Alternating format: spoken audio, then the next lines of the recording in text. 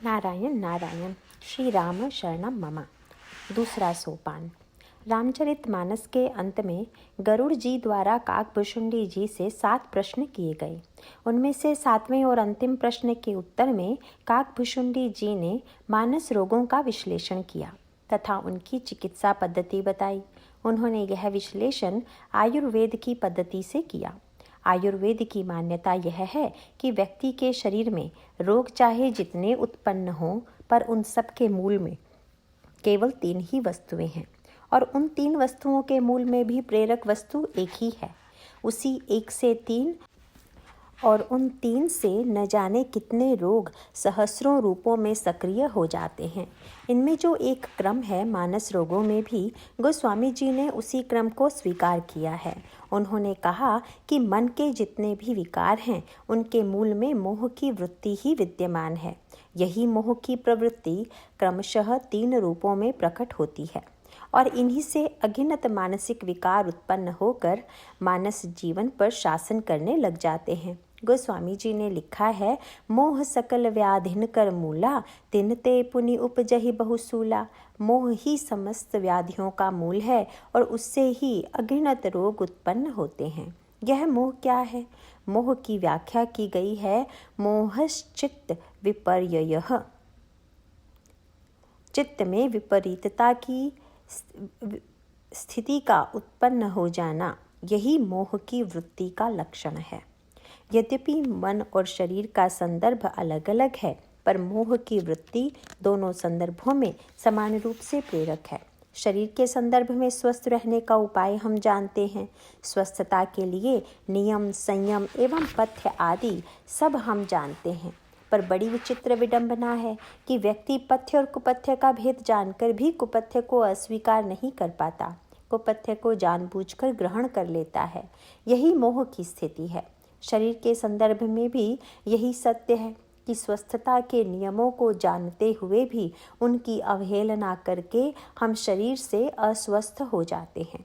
उसी तरह मन के संदर्भ में भी यही सत्य है कि जिन सच्चाइयों को हम जानते हैं, उनकी भी जानबूझकर अवहेलना करते हैं। इसी मोह की वृत्ति के कारण हमारा मन अस्वस्थ हो जाता है और जीवन में अनेक दुर्गुण दुर्विचार आ जाते हैं। मोह ही समस्त व्याधियों का मूल है, फिर चाहे वह शरीर की व्याधि हो या मन की, इसी एक मोह से प्रभावित होती है।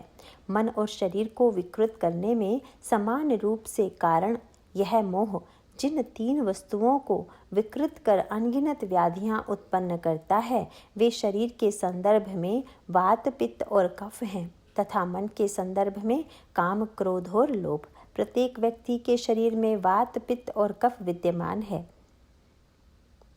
पर आयुर्वेद में इनके और अधिक सूक्ष्म अध्ययन की दृष्टि से इन्हें पुनः 3 भागों में विभाजित किया गया है। यद्यपि प्रत्येक व्यक्ति के शरीर में ये तीनों विद्यमान रहते हैं, पर किसी शरीर में वात की प्रधानता होती है तो किसी में पित्त की और किसी में कफ की। इन तीनों की प्रधानता को दृष्टि में रखकर मनुष्यों का विभाजन किया गया है, वात प्रधान, पित्त प्रधान और कफ प्रधान। अब इसी सूत्र को गोस्वामी जी मन के संदर्भ से जोड़ देते हैं। वे कहते हैं कि ठीक शरीर के तत्व की ही भांति मन में भी काम, क्रोध एवं लोभ विद्यमान रहते हैं, लेकिन किसी व्यक्ति के मन में काम की प्रधानता रहती है, किसी में क्रोध की और किसी में लोभ की। और यह स्पष्ट दिखाई भी देता है कि व्यक्ति इन तीनों में से किसी एक से ग्रस्त रहता है, घिरा हुआ रहता है। शरीर के संदर्भ में जैसे पेट के रोगों का संबंध बहुधा पित्त से होता है और श्वास यंत्र से संबंधित रोगों का कफ से, इसी प्रकार मन के संदर्भ में क्रोध की तुलना गोस्वामी जी पित्त से करते हुए कहते हैं, क्रोध पित्त नित्य छाती जारा। इसका अभिप्राय यह है कि अहंकार होने के कारण क्रोध आता है। क्रोध अहंकार की ही अभिव्यक्ति है। क्रोध क्यों आता है? जैसे पित्त की विकृति से पेट रुग्ण हो जाता है, भोजन का पचना कठिन हो जाता है, इसी प्रकार अहंकार की चोट पहुंचने पर क्रोध आता है। क्रोध और अहंकार बड़ी गहराई से जुड़े हुए हैं। इसी प्रकार श्वास यंत्र से जुड़ा हुआ है कफ, और हम जिस रोग की चर्चा करने जा रहे हैं वह राजयक्षमा या टीबी भी श्वास यंत्र का ही रोग है। आपने देखा होगा कि जो यक्षमा के रोगी हैं उन्हें बहुत कफ निकला करता है और उस कफ में रोग के कीटाणु विद्यमान रहते हैं। उसका हृदय उस कफ से आक्रांत रहता है और उससे वह दुखी रहता है। इसी से गोस्वामी जी मन के संदर्भ में कहते हैं, पर सुख देखी जरनी सोई छई। दूसरों के सुख को देखकर हृदय में जलन होना, यही मन की यक्षमा है। यह मूलतः लोभ की शाखा का रोग है। जैसे काम के साथ आसक्ति जुड़ी हुई है, कामी व्यक्ति के जीवन में काम के परिणाम स्वरूप आसक्ति का जन्म होगा। उसी तरह लोभ के साथ ईर्ष्या जुड़ी हुई है। लोभी व्यक्ति ईर्ष्यालु अवश्य होगा। व्यक्ति जितना अधिक कामी होगा उतना ही अधिक आसक्त होगा। लोभी व्यक्ति में भी लोभ जितना अधिक होगा वह ईर्ष्यालु भी उतना ही अधिक होगा और दूसरों के सुख को देखकर उसे उतनी ही अधिक पीड़ा होगी। इसी बात को गोस्वामी जी ने भिन्न भिन्न पात्रों के माध्यम से प्रकट किया है। यहाँ पर लोभ और ईर्ष्या की वृत्ति में कितना निकट का संबंध है, इस ओर मैं आपका ध्यान आकृष्ट करूँगा। अगर व्यक्ति के मन में निर्विवाद रूप से किसी वस्तु की मांग है तो वह है सुख की मांग। यद्यपि सुख की व्याख्या को लेकर मतभेद है, क्योंकि सुख की व्याख्या अलग अलग रूपों में की जाती है, लेकिन अधिकांश व्यक्ति भौतिक पदार्थों की उपलब्धि को ही सुख के रूप में देखते हैं और समाज में जो यह इतनी छीना झपटी है वह सुख को लेकर है। प्रत्येक व्यक्ति को एक ही बात की चिंता बनी रहती है कि सुख की अधिक से अधिक सामग्री हमारे पास एकत्रित हो जाए और दूसरों के पास हमसे अधिक ना होने पाए। यह सुख की सामग्री एकत्रित करना लोभ है और दूसरे के पास मुझसे अधिक सुख न होने पाए यह ईर्ष्या है। ये दोनों वृत्तियाँ एक दूसरे से घनिष्ठ रूप से जुड़ी हुई हैं। यह जो व्यक्ति परिवार तथा समाज में इतनी आपाधापी झगड़ा और संघर्ष है, सब सुख की वस्तुओं के बंटवारे को ही लेकर है। आजकल भ्रष्टाचार की आलोचना बड़ी व्यापक है। हर मंच से समाचार पत्रों में भी जहाँ देखिए वहीं भ्रष्टाचार की बड़ी चर्चा है। लेकिन बड़ी विचित्र बात है कि भ्रष्टाचार पर इतना विचार किया जाता है, इतना कहा जाता है, पर भ्रष्टाचार मिटता क्यों नहीं? इसका रहस्य यह है कि वस्तुतः झगड़ा अगर भ्रष्टाचार मिटाने का हो तो भ्रष्टाचार मिट जाए, पर यह झगड़ा भ्रष्टाचार मिटाने का नहीं, भ्रष्टाचार के बंटवारे का है। असल में हम जो झगड़ते हैं वह इस बात पर कि इस भ्रष्टाचार में हमें कम भाग मिल रहा है और दूसरे अधिक ले रहे हैं। ये सारी वृत्तियाँ एक दूसरे से जुड़ी हुई हैं और इसके मूल में लोभ और ईर्ष्या है। प्रत्येक व्यक्ति में ये विद्यमान है। लोभ के कारण वह सारी सुख सुविधा की वस्तुएं अपने लिए एकत्र कर लेना चाहता है और ईर्ष्या के कारण वह दूसरों का सुख एवं समृद्धि देखकर असंतुष्ट होता है। अब इसका समाधान क्या है? इस समस्या के समाधान के लिए कई बातें सोची गई। पुराणों में इसका समाधान ढूंढने की कोशिश हुई, वेदांत ने प्रयास किया, भक्ति तथा कर्म सिद्धांत के द्वारा प्रयत्न हुआ तथा शासन भी इसके समाधान की चेष्टा करता है।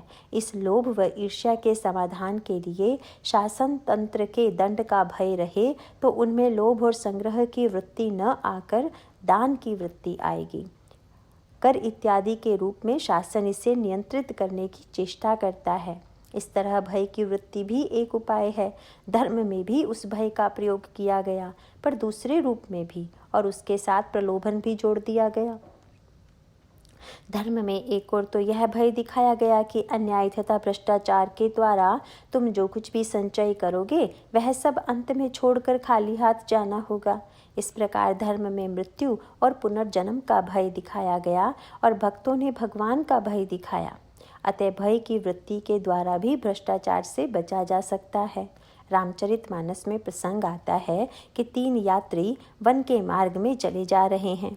भगवान श्री राम, जनक नंदिनी श्री सीता और श्री लक्ष्मण। गोस्वामी इन तीनों यात्रियों का वर्णन करने के बाद कहते हैं कि जिसने भी इन्हें चलते हुए देखा है या इन्हें हृदय में धारण किया है वह व्यक्ति संसार पथ को बड़ी सरलता से पार कर लेता है। जिन जिन देखे पथिक प्रिय सिय समेत दो भाई भव मगु अगमु अनंदु तेई बिनु श्रम रहे सिराई। इसका अभिप्राय क्या है यह कि ये तीनों हमें जीवन पथ पर चलने की शिक्षा दे रहे हैं।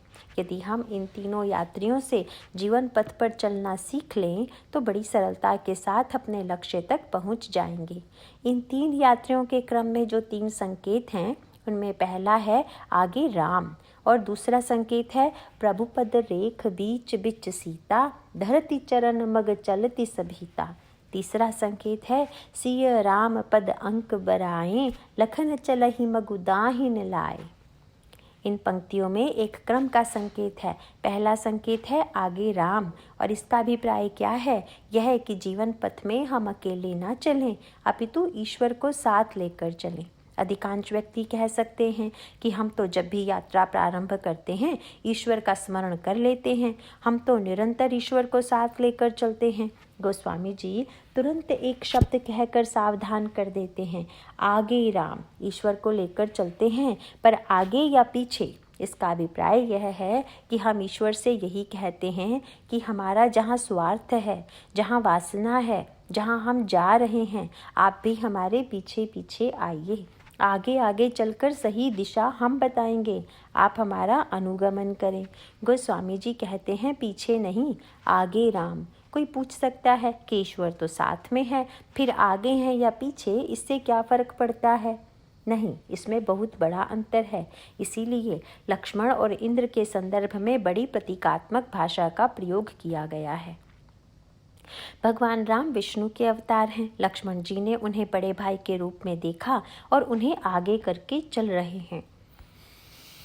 परंतु भगवान ने जब इंद्र से पूछा तो उन्होंने कहा कि आप मेरे छोटे भाई बनिए। क्यों? इंद्र स्वर्ग का राजा है, भोगी है, और लक्ष्मण जी मूर्तिमान वैराग्य हैं। सानुज सीय समेत प्रभु राजत परन कुटीर, भक्ति ज्ञानु वैराग्य जनु सोहत धरे शरीर। लक्ष्मण वैराग्यवान है और इंद्र भोगी। इसका तात्विक तात्पर्य यह है कि जो वैराग्यवान है वह भगवान के पीछे चलता है, पर जो भोगी है वह तो ईश्वर को पीछे ही रखता है।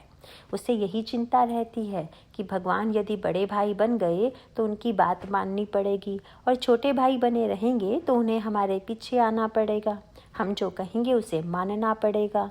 हम ईश्वर की बात नहीं मानना चाहते, ईश्वर के पीछे चलना नहीं चाहते। हम तो ईश्वर को अपने छोटे भाई की तरह पीछे पीछे आने के लिए, हम जो कहें उसे मानने के लिए कहते हैं। लेकिन रामचरितमानस का दर्शन क्या है? इस संदर्भ में गोस्वामी जी एक बड़ा महत्वपूर्ण सूत्र देते हैं। पहला सूत्र है आगे राम और दूसरा है सभीता। भय के संदर्भ में चर्चा कुछ पहले हुई है। भय का बड़ा महत्व है। जनक नंदिनी सीता और लक्ष्मण दोनों भगवान राम के पीछे चलते हैं और दोनों अत्यंत डरे हुए हैं। यह बड़ी विलक्षणता है। इस यात्रा में सीता जी के संदर्भ में यह बात आती है, प्रभु पद रेख बीच बिच सीता, धरती चरण मग चलती सभीता। सीता जी की दृष्टि नीचे है, वे डर डर कर एक एक पग उठा रही हैं। भगवान श्री राम के 2 चरण चिन्ह जहाँ जहाँ बनते हैं, उन 2 चरणों के बीच में डरते हुए वे अपने चरण रखती हैं। सीता जी डरकर चल रही हैं।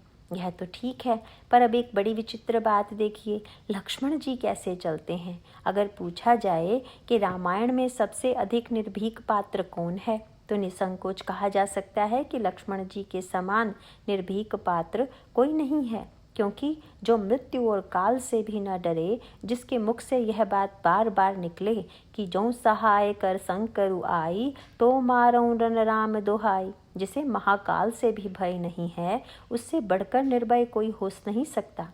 लेकिन रामायण में अगर सबसे अधिक डरने वाला कोई पात्र है, और विशेषकर भगवान से, तो वे हैं लक्ष्मण जी। गोस्वामी जी ने पग पग पर इसे दोहराया है, और लक्ष्मण जी भगवान से निरंतर डरते रहते हैं। जनकपुर में लक्ष्मण जी के मन में नगर देखने की इच्छा हुई, पर बोल नहीं पा रहे हैं। क्यों नहीं बोल पा रहे हैं?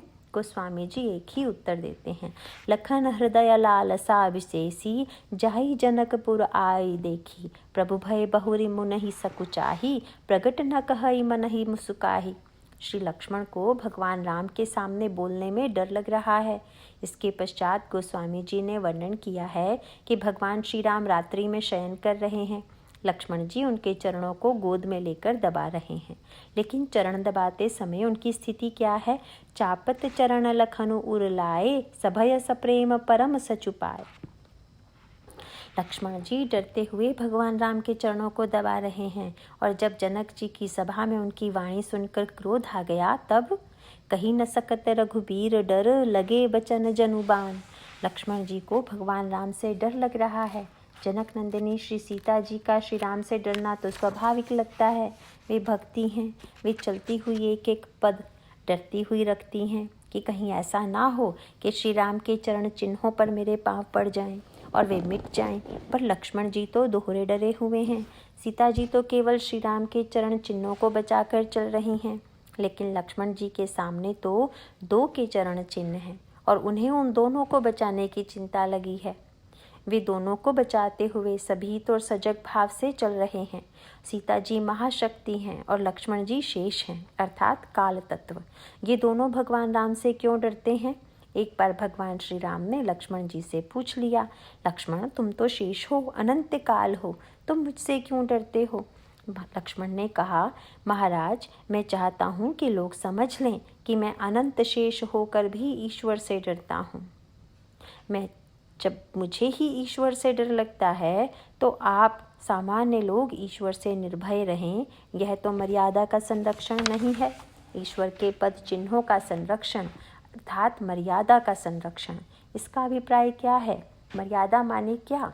भगवान श्री राम को सूचना दी गई कि कल आप अयोध्या के राज सिंहासन पर बैठेंगे, और उस सूचना को सुनकर श्री राम के मन में जो प्रतिक्रिया हुई वही भगवान राम की बनाई हुई वह रेखा, वह पद चिन्ह है जिसे उन्होंने अपने व्यवहार और चरित्र के माध्यम से समाज के समक्ष प्रकट किया।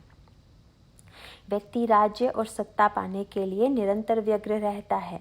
इसके लिए अन्याय और अधर्म करने में भी वह रंच मात्र संकोच नहीं करता। पर राज्य पाने की सूचना पाकर भगवान राम के मन में जो प्रतिक्रिया हुई, यही भगवान राम के चरित्र का दर्शन है। गोस्वामी जी कहते हैं कि समाचार सुनकर प्रभु उदास हो गए। यही भगवान राम का विवेक है। उनके अंतःकरण में त्याग की वृत्ति है, दूसरों के प्रति उदारता है, अपनत्व है। भगवान राम को राजपद पर बैठ जाने की प्रसन्नता नहीं है, सुख नहीं है, बल्कि उन्हें चिंता होने लगी। जन्मे एक संग सब भाई, भोजन शयन केली लरिकाई, करन बेथ उपबीत बिहाहा, संग संग सब भय उछाहा।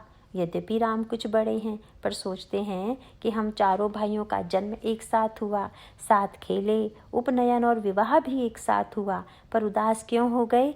बिमल बंस यहु अनुचित एकु, बंधु बिहाई बढ़ई अभिषेकु।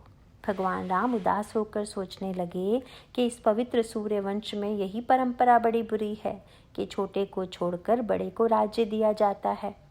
मानस की इस पंक्ति का तात्पर्य यह नहीं है कि इसे पढ़कर लोग गदगद हो जाएं, यह सोचकर आंखों में आंसू निकल आएं कि भगवान राम दूसरों का कितना ध्यान रखते हैं। गोस्वामी जी तुरंत कहते हैं कि भगवान राम के हृदय में यह जो भावना है, उससे प्रेरित होकर यदि हम अपने से छोटों के प्रति ध्यान रखें तो हम सही अर्थों में भगवान राम के पद चिन्हों को बचाकर उन्हें ठीक ठीक अपने जीवन में स्वीकार कर पाएंगे। इस प्रसंग को पढ़ने के बाद भी अगर हम में दूसरों के सुख साधनों को छीनकर स्वयं सुखी होने की वृत्ति बनी रही, तब तो हम भगवान राम के पद चिन्हों को नहीं बचा पाए, उनकी मर्यादा को अपने जीवन में नहीं उतार पाए। इसे पढ़ने के बाद तो परिणाम यह होना चाहिए, प्रभु सप्रेम पछितानि सुहाई, हरऊ भगत मन कई कटुलाई। हमारी स्वार्थपरता, हमारी कुटिलता और सठता की वृत्ति दूर हो जाए। भगवान राम ने अवतरित होकर जो पद चिन्ह बनाए हैं, जिन मर्यादाओं की स्थापना की है, उन्हीं को बचाकर अपने जीवन में उसे स्वीकार कर हम चलने की चेष्टा करें। यही प्रसंग की सार्थकता है। जनक नंदिनी श्री सीता और लक्ष्मण जी सर्वत्र यही संकेत देते हैं। भगवान श्री राम बाली का वध करते हैं। यह प्रसंग अपने आप में बड़ा विचित्र है। हम विचार करके देखेंगे कि इसके पीछे दर्शन क्या है। भगवान ने सुग्रीव का पक्ष लिया और बाली को दंड दिया।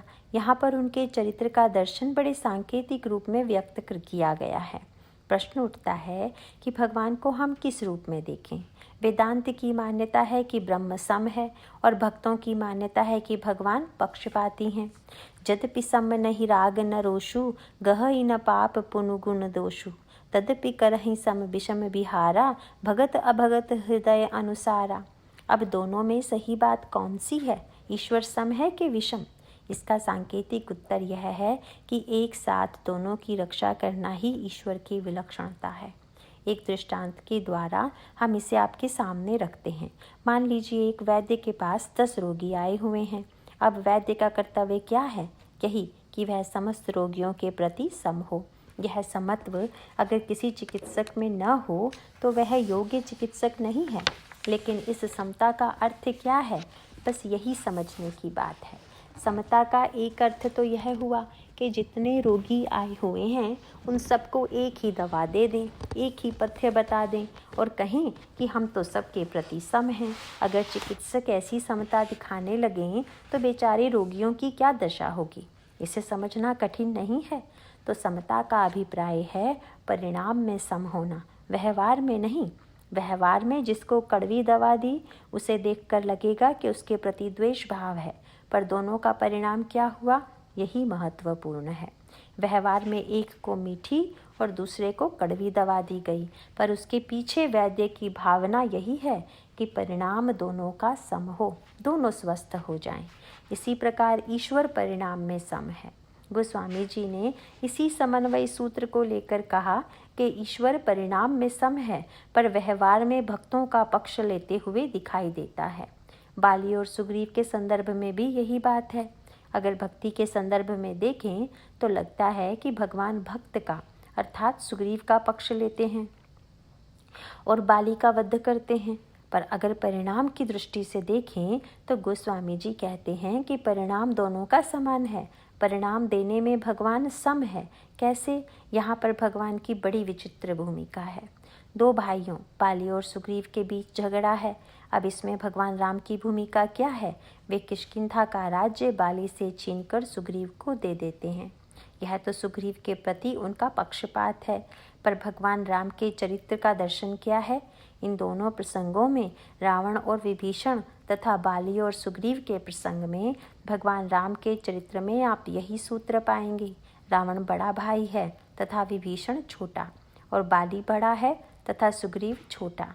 और दोनों प्रसंगों में आप यह बात समान रूप से देखेंगे कि भगवान ने बड़े को हटाकर छोटे को राज्य दिया, छोटे भाइयों का पक्ष लिया। सर्वत्र उनकी यही भूमिका है।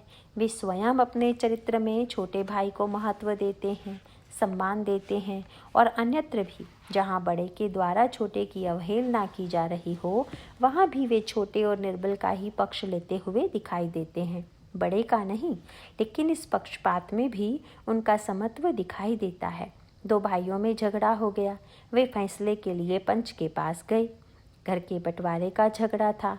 पंच निष्पक्ष होगा तो घर बराबर बराबर बांट देगा, और पक्षपाती होगा तो एक के पक्ष में निर्णय दे देगा। पर भगवान राम कैसे पंच हैं? वे कुछ अलग प्रकार के पंच हैं।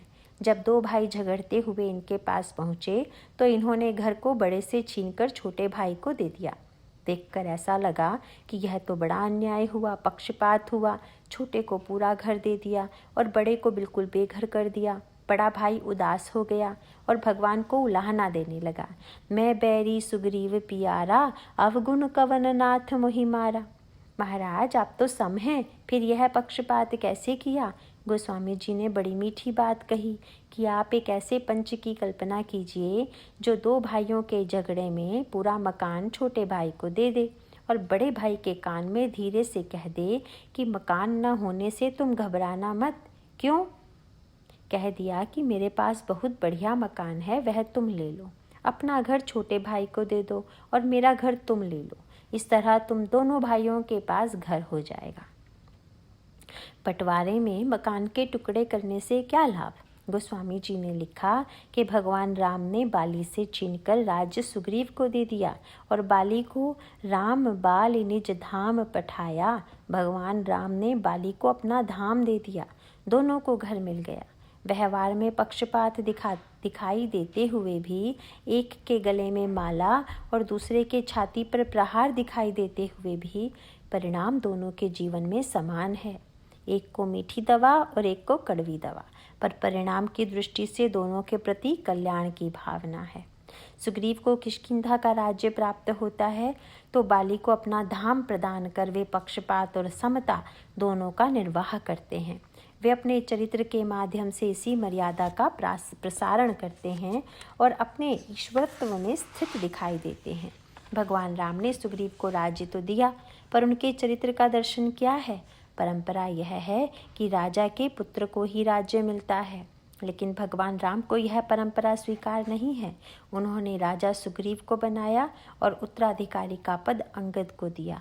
यही सूत्र है, राजुदीन सुग्रीव कहाँ, अंगद कहाँ युवराज।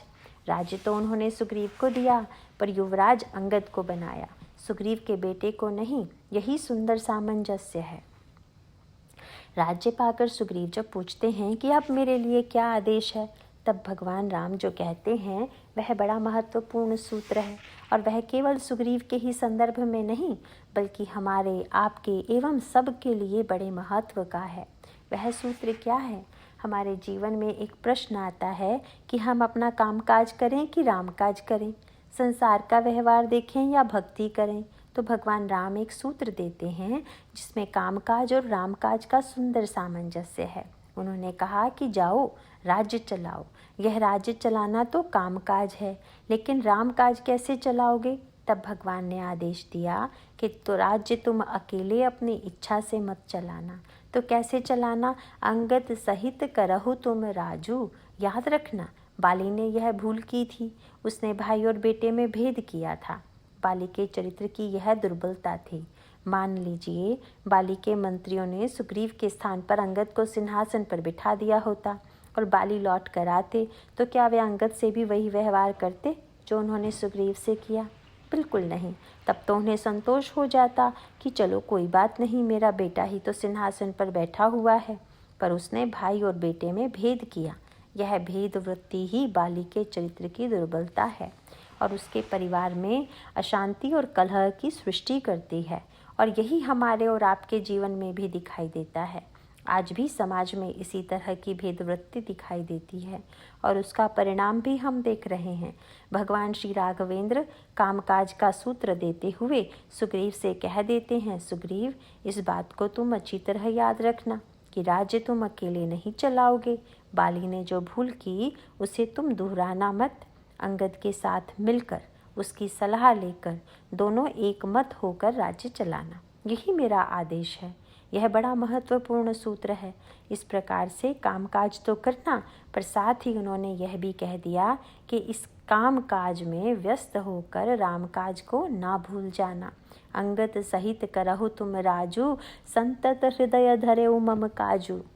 याद रखना, जनक नंदिनी सीता जी का पता लगाना है।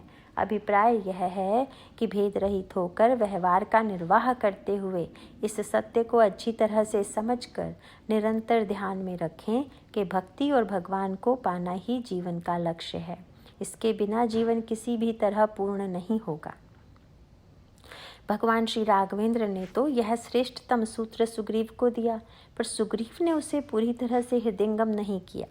वे राज्य पाकर कामकाज में और उससे भी अधिक भोगों में डूब जाते हैं। भगवान को वे भूल गए। कई दिनों तक भगवान से मिलने ही नहीं आए। कभी याद आने पर भी वे अपने आप को यह सोचकर भुलावा देते रहे कि भगवान ने सीता जी का पता लगाने के लिए अवश्य कहा है, पर इसमें उन्होंने समय का कोई बंधन तो नहीं लगाया है। हम लोग भी प्रायः यही सोचते हैं कि भक्ति और भगवान की बात फिर कभी कर लेंगे, अभी क्या जल्दी है। और तब भगवान किसकी याद करते हैं? पहले तो अपने बाण की याद करते हैं। कहते हैं कि लक्ष्मण, मैंने सोचा है कि जिस बाण से मैंने बाली के ऊपर प्रहार किया था, उसी बाण का प्रहार मैं सुग्रीव पर भी करूँगा। बड़ी विचित्र गुत्थी है। सीधे कह सकते थे कि मैं सुग्रीव को मारूंगा। जिस बाण से बाली को मारा, उसी बाण से सुग्रीव को मारूंगा। यह कहने की क्या आवश्यकता थी? भगवान का तात्पर्य यह था कि मेरे पास 2 रोगी आए थे, एक को मैंने मीठी दवा दी और दूसरे को कड़वी। राज्य देकर मैंने सुग्रीव को मीठी दवा और बाली के छाती पर बाण चलाकर उसे कड़वी दवा दी। लेकिन बड़ी विचित्र बात है, जिसे मैंने मीठी दवा दी वह तो फिर रोगी हो गया, और जिसे कड़वी दवा दी वह निरभिमान होकर मेरे धाम में पहुंच गया। तो लगता है कि कड़वी दवा में कुछ अधिक चमत्कार है, इसीलिए उसी दवा का प्रयोग ज़रा इस पर भी करके देखें, वही बाण ठीक रहेगा। इसीलिए वे कहते हैं, जही सायक मारा मैं बाली, तेही सरहतऊँ मूड कह काली। यह सुनकर लक्ष्मण जी ने तत्काल कहा कि महाराज, इस कार्य के लिए आप मुझे आज्ञा क्यों नहीं देते। काल के कई प्रतीक हैं, एक तो भगवान राम का बाण है और दूसरे लक्ष्मण जी हैं। पर भगवान ने कहा कि मारना नहीं है तो क्या करना है। उन्होंने कहा, बहुत से काम तो व्यक्ति डर से करता है। सुग्रीव पहले डरा हुआ था, इसीलिए शरण में आया, और जब मैंने उसका भय दूर कर दिया तो उल्टा वह मुझे ही भूल गया। उसे मारने की आवश्यकता नहीं है, बस उसमें फिर से थोड़ा भय उत्पन्न कर दो। लक्ष्मण जी उठकर बोले, मैं अभी उसे डरा देता हूँ, यह तो मेरा प्रिय कार्य है। मैं स्वयं आपसे डरता हूँ और चाहता हूँ कि जीव भी आपसे निरंतर डरता रहे। भगवान ने तुरंत लक्ष्मण जी का हाथ पकड़ लिया और धीरे से बोले कि देखो, ध्यान रखना, उसमें दो बड़ी दुर्बलताएं हैं। एक तो वह डरपोक है और दूसरे भगोड़ा। उसे डराना, पर याद रखना कि कहीं वह डरकर भाग न जाए। उसे डराकर यहीं ले आना। भई दिखाई ले आवहूँ तात सखा सुग्रीव। पहले तो यह संसार से डरकर भागा हुआ मेरे पास आया, यह तो डरकर भागने की सार्थकता है, पर अब कहीं ऐसा ना हो कि मुझसे डरकर वह संसार की ओर भाग जाए। यह तो डर का बड़ा दुरुपयोग हो जाएगा, इसीलिए तुम डर का सदुपयोग करना। लक्ष्मण जी स्वयं भी बड़े सजग हैं, निरंतर प्रबुद्ध हैं। वे सतत भगवान की ओर ही दृष्टि रखते हैं और सजग भाव से भगवान के चरणों को तथा उनके प्रत्येक संकेत को देखते रहते हैं। भगवान लक्ष्मण जी से कहते हैं कि मेरे सखा सुग्रीव को भय दिखाकर यहाँ ले आओ, और लक्ष्मण जी यही करते हैं। इसका अभिप्राय यह है कि कभी कभी जब कोई व्यक्ति किसी वस्तु को सहजता से नहीं छोड़ पाता, भोग और वासनाओं को नहीं छोड़ पाता, तो भय एक ऐसी वृत्ति है जिससे सब छुड़ाया जा सकता है। यह बात शरीर के रोगों के संदर्भ में भी दिखाई देती है और मन के रोगों के संदर्भ में भी।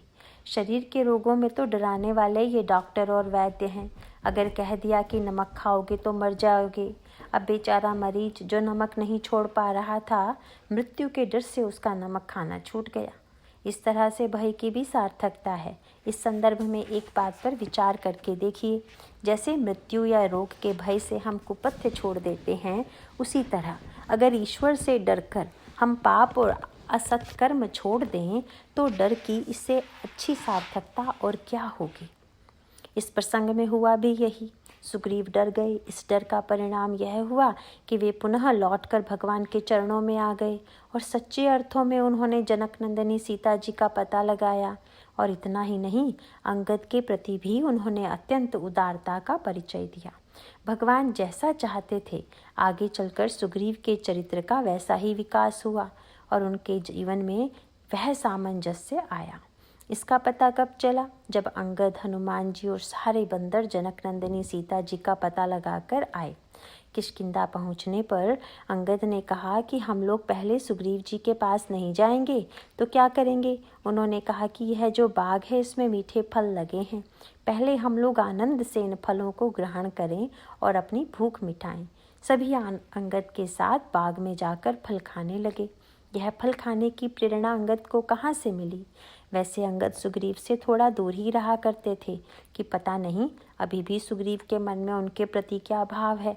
लेकिन हनुमान जी ने जब बताया कि उन्होंने अकेले ही रावण के बगीचे के मीठे फल खा लिए, तो अंगद ने कहा कि जब आपने अकेले इतने फल खा लिए तो अब हम लोग आपके साथ भूखे क्यों रहेंगे? यहाँ सुग्रीव का बाग भी है और हम इतने लोग भूखे भी हैं। क्या आप जैसे संत का दर्शन करने और कथा सुनने के बाद भी हम भूखे रहेंगे? हम लोग भी सुग्रीव की वाटिका के फल खाएंगे। रावण के बगीचे में जैसे राक्षसों ने हनुमान को रोका था, उसी तरह सुग्रीव के बाग में भी पहरेदारों ने अंगद सहित सबको रोक दिया। हनुमान जी ने तो राक्षसों को मार ही डाला था, पर यहाँ पहरेदारों को मारा नहीं गया, उनको थोड़े से मुक्के लगाए गए। अशोक वाटिका के राक्षस दुर्गुण दुर्विचार हैं। उनको तो पूरी तरह से मिटा देना चाहिए, पर सद्गुणों को भी थोड़े मुक्के लगाना चाहिए ताकि अभिमान सिर न उठाने पाए। अपने आप को रक्षक मानकर ही हम ही बचाने वाले हैं, हम ही सब करने वाले हैं, यह भ्रांति ना पनपने पाए। इसीलिए मुक्के लगाना भी जरूरी है। पहरेदारों को जब मुक्के पड़े तो उन्होंने सोचा कि चलकर सुग्रीव के कान भरें, इनमें झगड़ा करा दें। उन्हें पता था कि अंगद और सुग्रीव में पटती नहीं है। यह भी कह सकते थे कि हनुमान जी ने फल खा लिया, बाग उजाड़ दिया। जांबवाल, नल व नील का नाम भी ले सकते थे, लेकिन उन्होंने ऐसा नहीं किया, क्योंकि इन लोगों से सुग्रीव का स्नेह था। वे नाराज नहीं होंगे तो नाम किसका लिया? जाई पुकारी ते सब बन उजाड़ जुबराज। महाराज युवराज ने सारा वन उजाड़ दिया। उनको विश्वास था कि इतना सुनते ही सुग्रीव कहेंगे कि उसे पकड़ लाओ, हम उसे अभी दंड देंगे। लेकिन सुग्रीव में कितना परिवर्तन आ गया है। पहरेदारों से शिकायत सुनकर वे जरा भी क्रोधित नहीं होते, बल्कि गोस्वामी जी के शब्दों में सुनी सुग्रीव हर्ष कपि करियाए प्रभु काज। सुग्रीव ने तुरंत कहा कि जाओ और अत्यंत आदरपूर्वक उनका स्वागत करके उन्हें ले आओ। लगता है कि उन लोगों ने जनक नंदिनी जी का पता लगा लिया है, तभी तो उनमें इतनी निर्भयता और निश्चिंतता आ गई है। इस तरह सुग्रीव के मन में क्रमशः एक महान परिवर्तन आता है। अंगद के प्रति उनके मन में उदार वृत्ति का उदय होता है और भय के कारण वे भोगों से विरत हो पाते हैं। तो धर्मशास्त्र में नरक के भय से और भक्ति में भगवान के भय से व्यक्ति के जीवन में परिवर्तन आता है। स्वार्थपरता और भोग की वृत्ति नियंत्रित होती है। मृत्यु का भय व्यक्ति के संग्रह की वृत्ति को नियंत्रित करता है। व्यक्ति चाहे जितना संग्रह करे, मृत्यु के बाद सब छूट जाता है। अगर सही अर्थों में यह ईश्वर और मृत्यु का भय व्यक्ति के जीवन में आ जाए तो वह समझने लग जाता है कि जीवन में केवल भोग ही नहीं, त्याग की भी अपेक्षा है। केवल लोभ ही नहीं, दान की भी अपेक्षा है। और इसी प्रकार से धर्म में प्रलोभन की बात कही गई। उसमें कहा गया कि व्यक्ति जो कुछ यहाँ दूसरों को देता है वही कई गुना होकर उसे स्वर्ग में और अगले कई जन्मों में मिलता रहता है। इसका अभिप्राय यह है कि निरंतर अपने स्वार्थ का ही चिंतन करने वाला भोगी व्यक्ति त्याग की दिशा में स्वयं कभी प्रवृत्त नहीं होता और त्याग के बिना पूर्ण सुख, शांति और जीवन की सार्थकता वह प्राप्त नहीं कर सकता। इसीलिए शास्त्रों में प्रलोभन के द्वारा उसे दान और त्याग की दिशा में प्रेरित किया गया। जैसे किसी लोभी व्यक्ति से दान मांगने पर संभव है कि वह देने में आनाकानी करे, पर ब्याज पर रुपए मांगने पर संभव है कि वह देने में आनाकानी ना करे। पर ब्याज पर रुपए मांगने पर वह खुशी से दे देगा।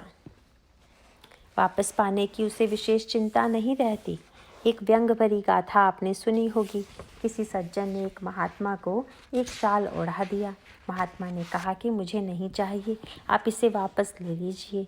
उस सज्जन ने कहा कि महाराज, यह शॉल मैंने आपको दी थोड़ी ही है, यह तो मैंने व्यापार किया है। क्या व्यापार किया है? बोले कि मैं तो इस शाल के बदले कई शाल ले लूँगा। आप जैसे महात्मा को एक शाल दूंगा तो मुझे अगले जन्म में इसका 1000 गुना मिलेगा। महात्मा जी भी बड़े विनोदी थे। उन्होंने शॉल उतार कर कहा कि भाई, एक तो अभी ही ले जाओ, बाकी 999 अगले जन्म में ले लेना। इस तरह लोभ की वृत्ति से भी व्यक्ति दान में प्रवृत्त होता है। यद्यपि यह कोई बहुत ऊंची वृत्ति नहीं है, पर शास्त्र तो हर सोपान पर निकृष्ट वृत्तियों का निवारण कर उच्चतर और उच्चतम सोपानों तक व्यक्ति को उठाने के लिए प्रयत्नशील हैं। इन निकृष्ट वृत्तियों के लिए या तो धर्म का मार्ग है या भक्ति अथवा ज्ञान का। ज्ञान का मार्ग क्या है? यहाँ सुख की परिभाषा बदल दी गई।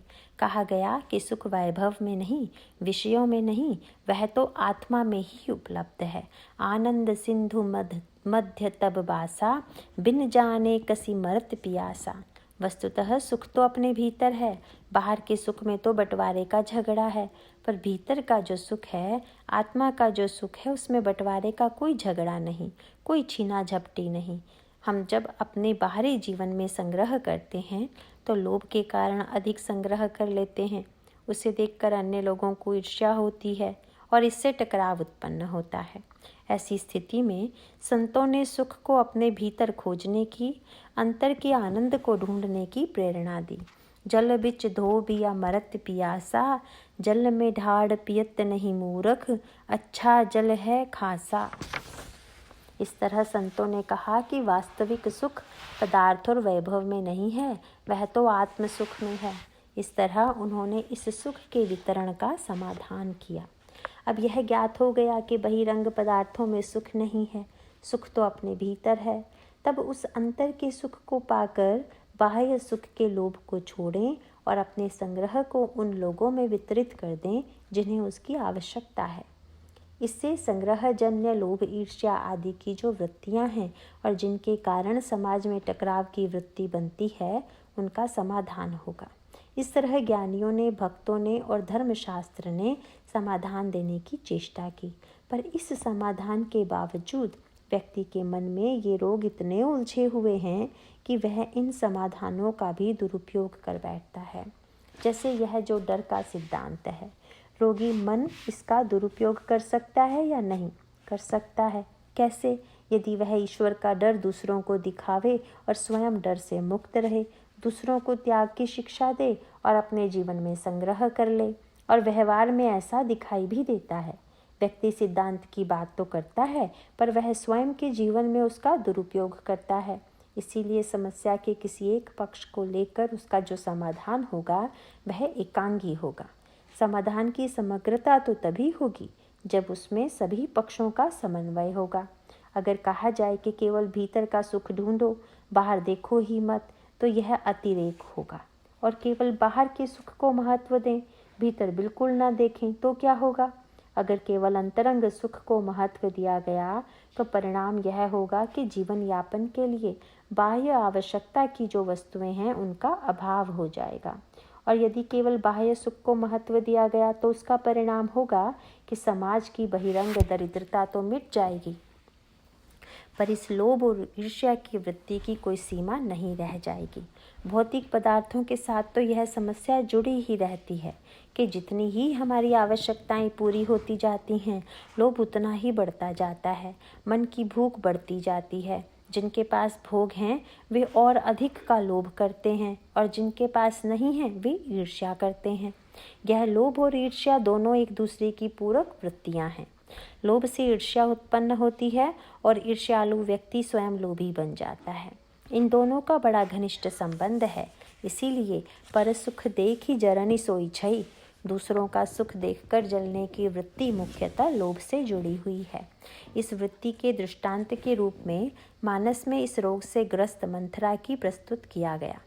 यह वृत्ति मंथरा के चरित्र में दिखाई देती है। मंथरा स्वयं अंतःपुर में रहती है। महारानी कैकई की प्रिय सेविका है।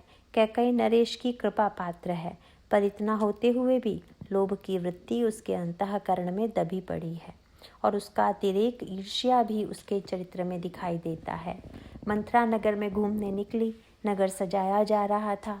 उसने पूछा कि नगर क्यों सजाया जा रहा है, तो समाचार मिला कि कल अयोध्या के राज सिंहासन पर श्री राम का तिलक होने वाला है। अब अगर मंथरा को यह समाचार मिला होता कि उसकी नौकरी समाप्त होने वाली है, उसे देश निकाला होने वाला है, और उसे सुनकर वह दुखी हो जाती, तब तो यह स्वाभाविक लगता। पर गोस्वामी जी कहते हैं, पूछे सी लोगन काह उछाहू, राम तिलक सुनिभा उरदाहू। श्री राम के राज तिलक की बात सुनकर उसका हृदय जलने लगा। गोस्वामी जी ने कहा कि इस जलन की भी मात्रा होती है। अगर लोभ कफ हो और उस कफ से साधारण खांसी आवे तो वह जल्दी ठीक हो सकती है, पर यदि खांसी यक्षमाजन्य हो तब तो उसका ठीक होना बड़ा कठिन है। और इस राज यक्षमा रोग से जुड़ा हुआ एक अन्य रोग है कोढ़। वैसे उनका आपसी संबंध समझ में नहीं आता, क्योंकि शरीर के संदर्भ में इस संबंध को कोई महत्व नहीं दिया जाता, पर मन के संदर्भ में ये दोनों गहराई से जुड़े हुए हैं। पर सुख देखी जरनि सोई छई, कुष्ठ दुष्टता मन कुटिलेई। मन की कुटिलता और दुष्टता ही मन का कोढ़ है, और दूसरों के सुख को देखकर जलना ही उसका राज यक्षमा है। पहले तो मंथरा में लोभ और ईर्ष्या की वृत्ति है। श्री राम के राज्याभिषेक का समाचार सुनकर उसका हृदय राज्य अक्षमा से जलने लगा। फिर उसके बाद उसके मन को कोढ़ भी हो गया। अगर मंथरा यह सोचकर शांत हो जाती कि राम को राज्य मिले या चाहे जिसको मिले, मुझे क्या लेना देना है, यह भी एक विवेक की बात होती। और अगर उसे ईर्ष्या हो ही गई तो मन में यह भी सोच लेती कि राम को राज्य मिल रहा है, बुरा तो लग रहा है, पर मैं कर ही क्या सकती हूँ, इसे रोकना तो मेरे बस की बात नहीं है। तो भी बुराई आगे नहीं बढ़ पाती। परंतु उस याज रक्षमा के साथ कोढ़ ने मिलकर अयोध्या में एक असाध्य रोगी उत्पन्न किया, जिससे राम राज्य में बाधा उत्पन्न हो जाती है। गोस्वामी जी कहते हैं, करई विचारुक बुद्धि कुजाति, होई अकाजु कवनि विधि राति। अब एक रात बची हुई है, क्या उपाय करूं कि राम सिंहासन पर ना बैठ सके। वह योजना बनाती है। कितनी भयंकर षड्यंत्रकारिणी थी वह। और इतना ही नहीं, उसकी कुटिलता और दुष्टता पराकाष्ठा तक पहुंच जाती है। जब वह आकर कैकई से कहती है कि राजा से केवल यही वरदान न मांगना कि भरत को राज्य मिले। क्यों? क्योंकि भरत को राज्य मिलने पर केवल आपको आनंद ही तो मिलेगा, पर इससे कौशल्या को दुख तो नहीं मिलेगा। आनंद तो तभी आवेगा जब हमें आनंद और कौशल्या को दुख मिले।